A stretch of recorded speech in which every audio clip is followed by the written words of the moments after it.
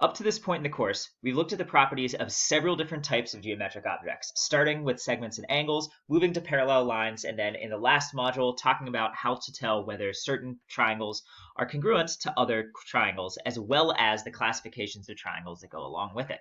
In this module, we're going to extend that to quadrilaterals, and in this video particularly, talk about the properties of a special classification of quadrilaterals called parallelograms. Now, of course, a quadrilateral is just any polygon that has four sides. And much like triangles, where we talked about the classification of triangles being isosceles or equilateral or acute or obtuse or scalene, etc., we can classify quadrilaterals according to the relationships between their sides and angles, the same way that we did for triangles. And one of the most basic classifications for quadrilaterals is something called a parallelogram. And a parallelogram is a quadrilateral that has both pairs of opposite sides parallel. So in this particular parallelogram, we have the top and bottom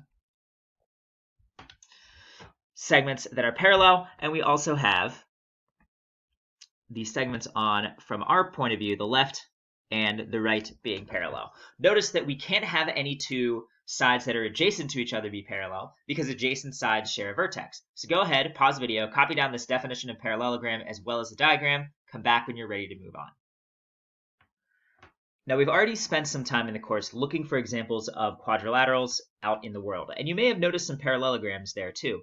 Parallelograms are also very popular in certain types of architecture, like, for example, the bridge at the left has parallelograms used as part of the support beams on the two main towers that support the suspension bridge there. And the glass pyramid at the Louvre, the larger one as well as the smaller one, both have parallelograms as their panes of windows along with the diagonal steel support beams. So the rest of this video is going to go through and talk about three important properties of parallelograms. We are not going to prove in this video that these are properties of parallelograms. You're actually going to do that a little bit later as a part of your individual exercises and practice with parallelograms. We're just going to see them here. So the first one is that opposite sides of a parallelogram are congruent. That is, the two sides that are parallel, in this example, again, the top side and the bottom side, are both parallel and congruent. And again, from our point of view for the orientation here, the left side and the right side are both parallel and congruent. So go ahead, pause the video, copy this down as well as the diagram, come back when you're ready to move on. And so this is different than the actual definition of a parallelogram. A parallelogram, as we said, is one where opposite sides are parallel. But the fact that opposite sides that are parallel are also congruent is something that we call a property of a parallelogram. Not part of the definition, but something that is also true.